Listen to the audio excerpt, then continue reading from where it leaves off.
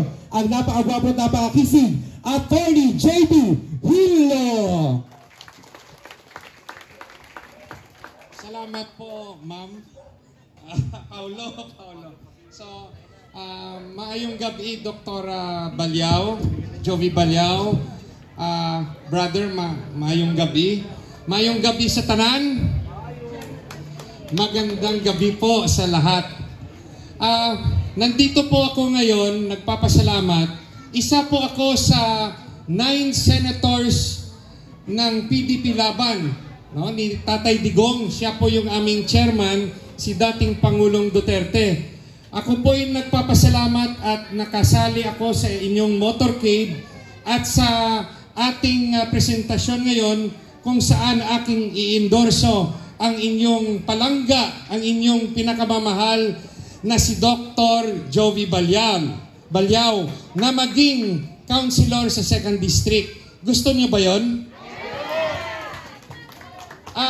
Baka sakali sa pagsali ni Attorney J.B. Hillo sa entablado kay Dr. Balyao, matutuloy ang ating pangarap na maging councilor si Dr. Jovi Balyao. Magpapakilala lang po ako sa inyo, no? Metro Manila, labinagid sa Pasay City, no? Si Attorney J.B. Hillo, isa po ako ka Ilonggo, taga Negros. Sabi nga sa introduction, nag-iisang Visayan senator. Sa dami-dami namin, 9 kami, 9. Si Attorney Jimmy Bondok, Attorney Raul Lambino, Attorney Vic Rodriguez, Congressman Attorney Rodante Marcoleta, Senator Bato de la Rosa, Senator Bongo, Philip Salvador, Pastor Apollo Quiboloy. Maraming kaibigan dito si Pastor, no? At ako po, si Attorney J.B. Hillo. Lahat po kami, no, humihingi ng tulong ng Pasay City at ng Metro Manila na mag-vote straight PDP Laban. Vote straight PDP Laban. Kailangan po natin magkaisa. Wala po sana kahit isa sa amin ang maiiwan. Kailangan po vote straight para po magkaroon ng tamang hearing at hustisya sa impeachment ni VP Sara. Papakinggan naman namin, pero kailangan po na meron ring taga PDP Laban na makikinig sa impeachment trial ni VP Sara. At meron rin kayong kakampi na hindi lang sasang-ayon sa lahat ng sasabihin ng House of Representatives at ng Malacanang. Kailangan po natin na ang Senado independent.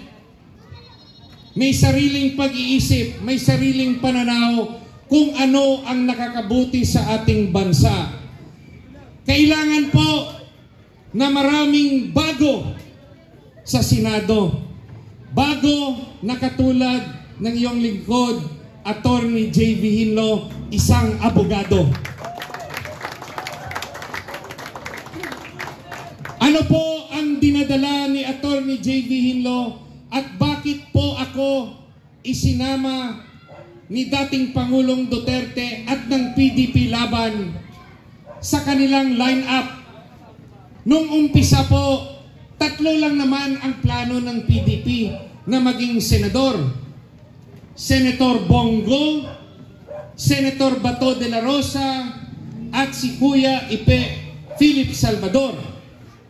Pero po, yung istorya tungkol sa akin, inendorso po ako at ninominate ng PDP Laban Negros Occidental.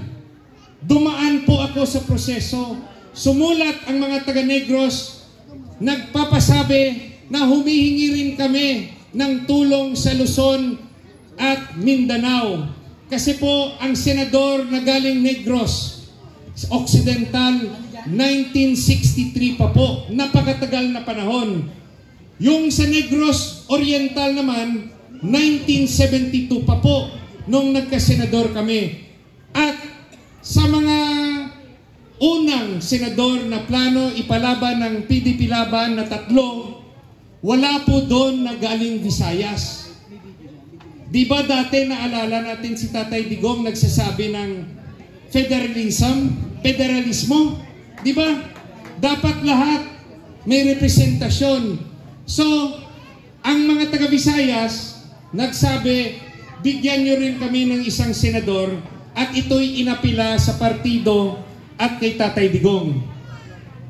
Nung una, nung narinig ni Tatay Digong, nag-meeting po kami noong September 19, 2024 sa Davao City. Binigyan po ako at yung iba kong kasamahan, nandun rin si Mayor Rama, binigyan po kami ng dinner, no? Pagkain ng panggabi ni Tatay Digong. Sabi ni Tatay Digong, alam ko kung bakit nandito kayo. May gusto sa inyo at iba sa inyo gustong tumakbong senador. Sabi ni Tatay Digong, mahirap yan pagtakbong senador. Dahil una, dapat meron kayong resources. Ibig sabihin dapat marami kang pera. Pangalawa, dapat sikat ka. Hindi naman artista si Attorney Hinlo. Hindi nyo nga ako kilala yung karamihan sa inyo. Ngayon nyo lang nakita yung pagmumukha ko. Gwapo ba o pangit? Oh, yun naman pala eh. Pangatlo, sabi ni Tatay Digong, siguro makakabuti magpa-survey muna tayo. So sabi ni Tatay Digong, 3 yun. Dapat may pera, dapat sikat, dapat magpa-survey. Sa lahat ng kanyang naisip, talo si Attorney Hinlo. Wala ako doon sa kahit isa sa 3. Hindi ako mayaman. Bakit hindi naging mayaman si Attorney Hinlo? Kasi po, nung na-appoint ako sa gobyerno, nung naging undersecretary ako ng DILG, naging director ng Land Bank of the Philippines, at naging commissioner ng Presidential Anti-Corruption Commission, yung sabi sa akin ni Tatay Digong, nung kami nag-appoint, taas ng kamay na i-appoint, wag na wag kaming sumali sa korupsyon.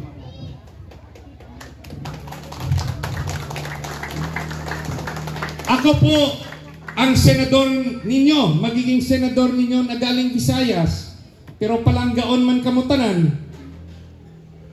Isinapuso ko po ang sabi ni dating Presidente Duterte na huwag maging korap.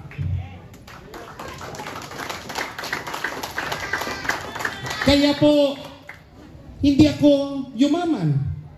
Hindi ko lang masasagot kung yung mga kasabay ko sa gobyerno ay katulad ng paninindigan ni Attorney Hinlo.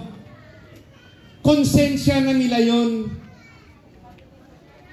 At ang Diyos lang ang nakakalam kung nakinig sila sa sabi ni Tatay Digong na huwag mag-abuso sa pwesto at hindi maging korap. Si Attorney Hinlo walang bodyguard. Pero marami akong kaibigan. Sila Dang nandito, sina Jan nandito. Marami pa, sina Julie, si Doktora, si Mayora ng Lanao del Sur. Napakagandang Mayora, no? Si Queenie Adjong.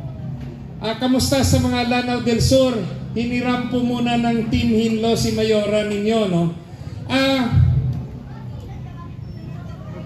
Kita nyo wala na akong masyadong tarpaulin.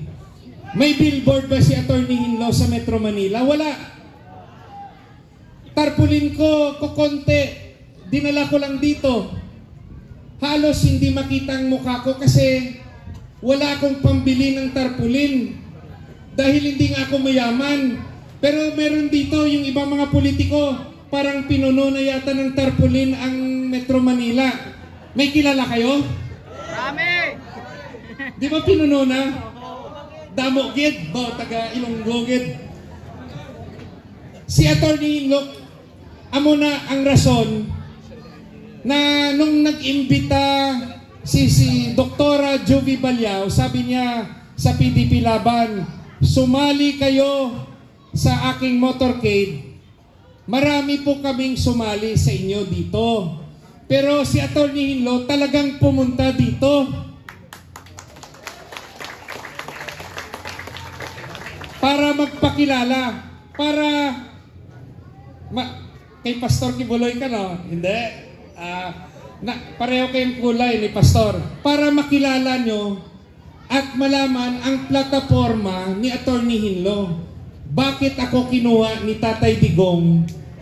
Isang tao, isang leader niya na hindi mayaman, hindi sikat, at kung pinasurvey noong September 2024, ako siguro yung pinakadulo. Pero sinabi ko kay Tatay Digong noong September 19, nung gabing yon, Tatay Digong, nagkamali po dati ang PDP Laban noong 2019 at noong 2022 election. Dahil po, hindi nyo dinevelop ang inyong mga volunteers at leaders. Hindi nyo kami binigyan ng tsansa na tumakbo at mapalakas ninyo. Yung nangyari noon, Tatay Digong, yung tinulungan ninyo ay yung mga mayayaman at yung mga trapo. Tama, mali? Yung sikat lang, di ba? Yan yung sinabi ko talaga kay Tatay Digong. At sinabi ko sa kanya, Tatay Digong, yung mga tinulungan yung trapo at mayayaman, nasaan na sila ngayon? Nasaan sila? Di ba iniwan siya? Di ba iniwan nila si Tatay Digong? Meron namang iilan na nandito pa rin. Pero karamihan sa kanila dahil wala na sa poder si dating Pangulong Duterte, iniwan siya at yung iba trinaidor pa. Yung iba, dinala pa siya sa The Hague, Netherlands at ipinakulong sa dayuhan. Tama, mali? Yung mga taong yon, susuportahan nyo ba o hindi? Yung nagpadala kay Tatay Digong sa Netherlands at ipaglilitis sa mga dayuhan, susuportahan nyo ba o hindi? Kung meron mang pananagutan si dating Pangulong Duterte, dapat ang maglilitis sa kanya kapwa Pilipino. Tama o mali? Ang Pilipinas para lang sa Pilipino at hindi para sa dayuhan. Tama? Naririnig nyo ba yan sa mga senador na kaalyado sa alyansa?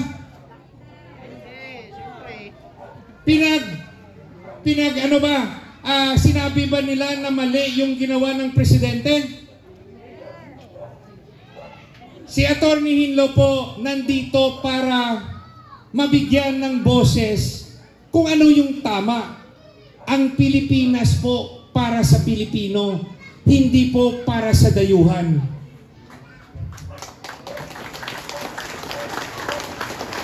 Sabi ko rin po kay Tatay Digong, kasi hindi pa siya nakukumbinsi.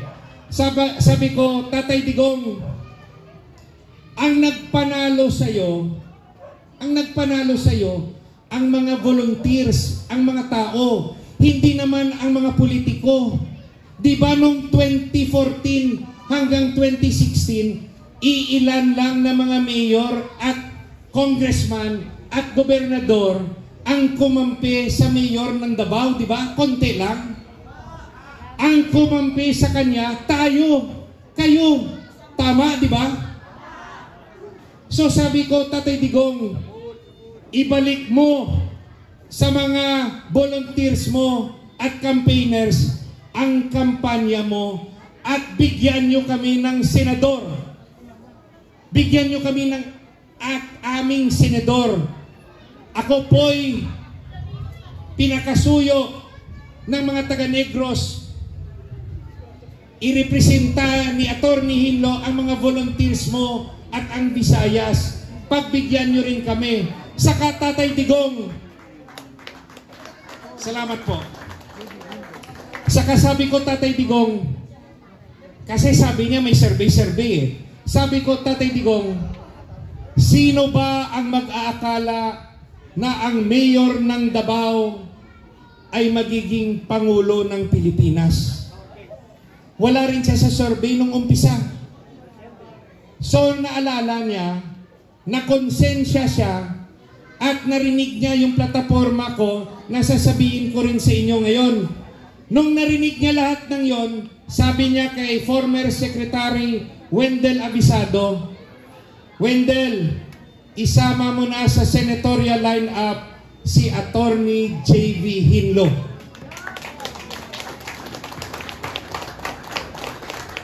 Dahil isinama si Attorney Hinlo sa senatorial lineup ng PDP, isinama na rin si Attorney Jimmy Bundok. Dahil isinama si Attorney Hinlo sa senatorial lineup ng PDP Laban, isinama na rin si Attorney Raul Lambino. Nung 6 na kami, nandyan si Senator Bongo, Senator Bato de la Rosa, si Kuya Ipe Salvador. May 3 ng abogado ang PDP Laban. Mga abogadong palaban. Attorney Hinlo, Attorney Bundok, Attorney Lambino. At ang aming hanay naghanap pa ng tulong. Inimbitahan namin si Pastor Apollo Kibuloy. Naghanap pa rin kami ng kasama. Inimbitahan rin namin si Congressman Attorney Rodante Marcoleta. At ang huli, naghanap rin kami ng kasama na abogado, ang leader ng Maisog, si Attorney Vic Rodriguez. Kami pong 9 humihingi ng buon yung suporta. At yung nag-iisa yung senador ng Visayas, tulungan nyo po. Kasi po, wala akong tarpaulin, wala akong billboard, pero marami akong marites. Marami bang marites sa Pasay? Ikalat nyo. Si Doktora Balyaba marites rin. Kailangan. Ang programa ni Attorney Hinlo na nakakumbinsi kay Tatay Digong na isama ko, 3 ang mayor na programa ni Attorney Hinlo. Una, labanan ang korupsyon. Ang problema natin sa korupsyon, hindi ang penalty. Ang problema natin, mahirap po maghanap ng ebidensya. Kayo, sino bang nabibigyan dito ng ayuda? Marami. O, itaas yung kamay. Yung akap? Wala. Ito, naririnig nyo ba ang sabi-sabi? Pinapapirma kayo na example lang to ha, hindi ko alam ang exact amount. Pinapirma ka mo ng resibo na nakalagay 5,000, pero yung natatanggap nyo kalahati o 2,000, totoo ba yan o hindi? Totoo ba yan o hindi? Pero ito yung tanong ko.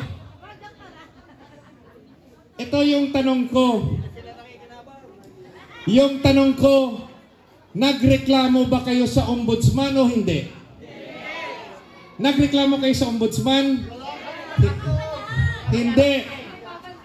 Bakit? Bakit hindi nagrereklamo sa ombudsman? Dahil takot. Takot, walang abogado, at walang panahon kasi pag-iinitan. Tama, mali? Yan yung sinasabi ko. Nandyan ang korupsyon, kayo mismo ang testigo, pero wala tayong nakikita, wala tayong naririnig, at pipi tayo. Tama, mali? O sino may kasalanan? Tayo rin. Now, ano ang solusyon natin? Kasi realidad yan eh. Kahit ako, magdadalawang isip ako kung testigo ako ng isang korupsyon. Ano ang solusyon? Ang solusyon, bigyan natin ng kapangyarihan ng ombudsman na makapag-imbestiga ng bank account at ari-arian ng mga opisyal ng gobyerno. Kahit walang court order. Tama ba yun? Kasi nakikita natin yung mga opisyal natin, yung mga bag ng mga babae na opisyal at mga asawa, may Hermes. Milyon-milyon. Yung relo ng mga opisyal na lalaki o yung husband ng mga ng opisyal na babae, mga Rolex. Tama ba yun? Yung mga sasakyan nila, ang gagara, ang mamahal. Tama ba yun? Bulletproof pa. Kaya kahit kitang-kita ng mata natin, wala tayong ginagawa o wala tayong magawa sa ating isip. Yes, ma'am. Ako ay asawa ng opisyal pero hindi ako naka-Hermes. Palakpakan si Mayora. Walang naman yung bag ko na pera. Oh, palakpakan natin. Minsan lang tayo makakita ng opisyal na ganyan, no? Now, tayo, ibigay natin ang trabaho sa ombudsman. Ipapanukala ni Atty. Hinlo na magkaroon ng amyenda sa Data Privacy Act, Bank Secrecy Law, at Foreign Currency Act para kung opisyal ka at wala ka namang tagong yaman, di pwede kang tignan ng ombudsman para malaman kung magkano yung pera mo sa bangko, ano yung mga ari-arian nyo. Tama o mali? Pero pag private ka, pribado ka, may privacy yon, hindi dapat tignan. Now, ang pangalawang programa ni Atty. Hinlo, permanenteng solusyon sa kahirapan. Meron bang ganong permanenteng solusyon sa kahirapan? Kasi yung alam natin na solusyon, ayuda. Di ba? Sasabihin ng nasa entablado, lilibre ko ang edukasyon, lilibre ko ang burol, lilibre ko ang ospital, lilibre ko ang cake, lilibre ko ang sine, bibigyan ka pa ng ayuda, lahat ililibre. Ang ayuda, temporaryong solusyon, ipagpapatuloy natin kung ikay senior citizen na wala kang retirement pay o pension. Itutuloy natin yon sa senior citizen. Itutuloy rin natin sa mga anak mahirap na walang pang-eskwela, tuloy dapat ang scholarship, tuloy pa rin na pondohan yung mga state universities and colleges. Sa mga walang trabaho, tuloy pa rin nating tutulungan. Yung talagang walang trabaho, hindi yung kamag-anak lang ng kapitan o kamag-anak lang ng mayor, yung may ayuda. Tumatawa si tatay, baka may alam ka. Ano ang permanenteng solusyon sa kahirapan na sinasabi ni Atty. Hinlo? Sir, alam mo ba? Ano ang sa tingin mong tunay na solusyon sa kahirapan? Sabi raw, pababain si Presidente Marcos. Tatalunin natin ang sa susunod na eleksyon sa 2028, maglagay tayo ng tamang presidente. Pero lahat daanin natin sa eleksyon. Now, kasi si President Marcos hindi naman magre-resign yan eh. Hindi yan magre-resign, no? Near to impossible.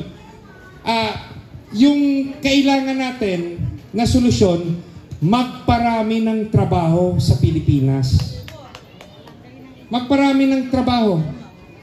Dito, sinong walang trabaho? Sino ang walang trabaho? Now, oh, pati si Julie walang trabaho. Pensyonada ka, Julie, pensyonada ka. Now, ang punto, paano natin mapaparami ang trabaho? Industrialization. Industrialization. Ano yun, Attorney Hinlo? Dapat maraming factories sa Pilipinas. Maraming pagawaan. Pagawaan ng armas. Pagawaan ng makinarya. Pagawaan ng medisina. Pagawaan ng vaksin. Dapat dito ginagawa yan sa Pilipinas para maraming trabahong maibibigay sa inyo. Ano pa? Ano, ma'am? Sa agrikultura, state-managed farming, state-managed fishing. Yes, sir. Ginawang subdivision. Yung agrarian reform, no? Traditional na tulong sa magsasaka, failure. Failure po ang agrarian reform. Bakit sinasabi ni Attorney Hinlo na failure ang agrarian reform? Dahil yung binigyan ng 1 hektaryang lupain, binibenta po nila. Pagbenta nila, balik sila sa kahirapan. Kaya yung marami, lumuluwas ng Maynila, dito naghanap ng trabaho at nagdagdag ng asawa. Tama ba yon? Sino yung 2 asawa dito? Nako, may umamin.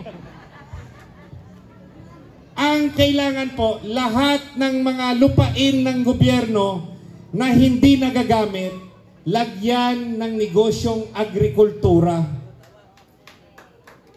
Farming, warehouse, rice mill, factories, distribution, trading center, maraming trabaho magagawa sa kanayunan. May sweldo a 15 a 30, may GSIS benefit, retirement pay, hindi na kailangan ng civil service exam except for manager position. Bakit? Hindi naman pang opisina ang farming eh. O driver ka dyan ng delivery truck eh. Pag maraming trabaho sa kanayunan, maraming babalik sa probinsya na galing Maynila. Masarap po buhay doon.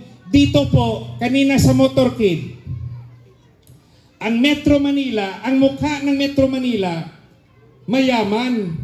Ang mukha, mayaman, mga malalaking buildings, yung dinadaanan ng mga daanan. Pero pag pumasok ka sa loob ng Maynila, yung pinasok ng ating motorcade, sabi ko, Attorney Hinlo, ba't ka pa babalik ng Maynila? Matahimik na buhay mo sa Bacolod. Nakita ko po ang inyong kalagayan. Nakita ko sa mata ko, napakahirap pala ng lugar dito sa Metro Manila. Ang kitid ng mga daanan, ang liliit, ang mga tao, parang nandyan lang nakatambay, ang mga bata nandyan sa daan, naglalaro lang. Parang sabi ko, anong nangyari sa Pilipinas? Bakit nagkaganito? Bakit sinanay kayo sa ayuda?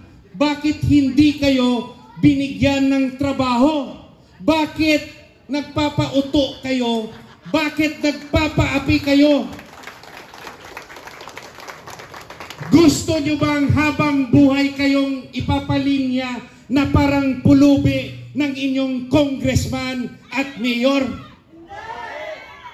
Lumaban kayo. Baguhin nyo sa eleksyon. Ilagay ninyo si Dr. Balyaw.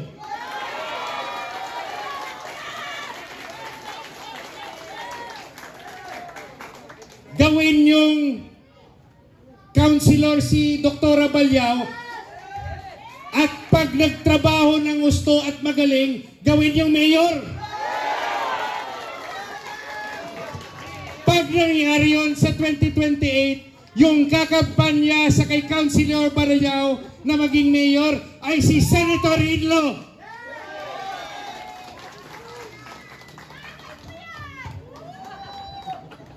Kaya kailangan gawin yung number 1 si Senator Hinlo dito, ha? Kaya ba? Ako yung magiging campaign manager niya dito. Pag pinalaban natin bilang mayor. Mayor, maganda ka, ha? Gagalingan ng councilor namin. Nako, baka mabulunan. One step at a time. Kung hindi pa pwede 2028, edi 2031.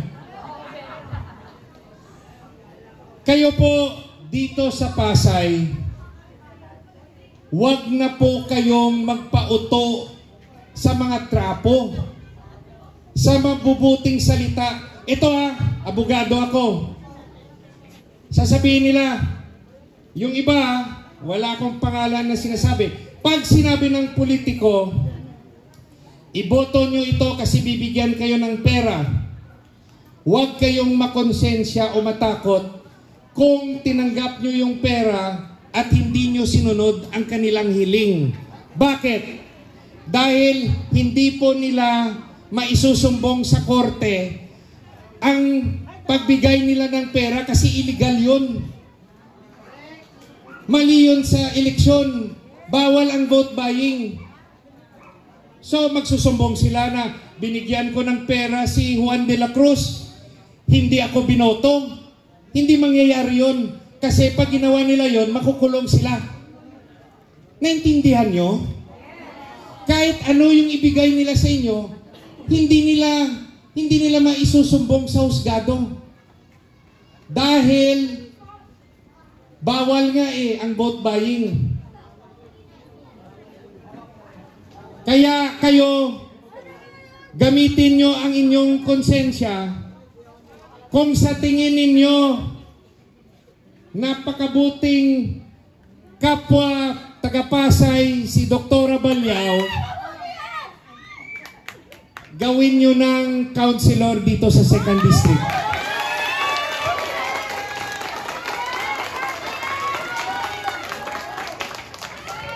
Si Dr. Abalyao, Dok, i-correct mo lang ko kung mali pagtapos ng eleksyon, hindi na bawal. Kung kompleto ang ngipin nyo, pwede araw-araw pakuha kayo ng ngipin. Ubusin natin. Nandito si Doktora para tumulong sa inyo sa Pasay at pagbigyan nyo bagong konsehala, pagbigyan nyo, tignan nyo kung maging mabuti o maging masama. Kung maging masama, edi sabihin nyo kay Senator Hinlo, wag nyo na pong kampanyahan. Pero kung mabuti, pabalikin nyo ako dito sa 2028 pag senador na ako. Gusto nyo yun? Now, yung pangatlong programa ni Atty. Hinlo, reforma sa edukasyon. Anong reforma? Sa Sa academics? Hindi po. Yung ibig ko pong sabihing reforma, sa values formation. Values formation. Dati sa matatanda, gaya kay dad ko, naalala nyo yung good manners and right conduct na subject? GMRC. Meron pa bang GMRC ngayon? Wala na. Sa ngayon, ang tinuturo natin sa kabataan ay, anak, mag-aral ng mabuti para makahanap ng trabaho. Anak, mag-aral ng mabuti para makanegosyo ng maganda. Anak, mag-aral ng mabuti at kung makahanap ng AFAM. Sino ba may AFAM dito? Naghanap kayo ng AFAM? Maghanap ng mga foreigner. Yan yung advice ng iba para makagraduate raw sa kahirapan. At yung tinuturo natin, kailangan maging mayaman. Kasi kung mahirap ka, you're nothing sa tingin ng mga matataas na tao. Kaya po, yung utak natin, pera na lang. Pera. Dahil doon, kanya-kanya tayo at wala na tayong pagmamahal sa bayan. Kasi, kapit sa patalim Kapit sa patalim. Sinanay kasi tayo ng mga politiko sa ayuda, sinanay tayo sa politiko na nagbibigay sila at tayo'y humihingi at kung anong gusto nila, oo na lang tayo.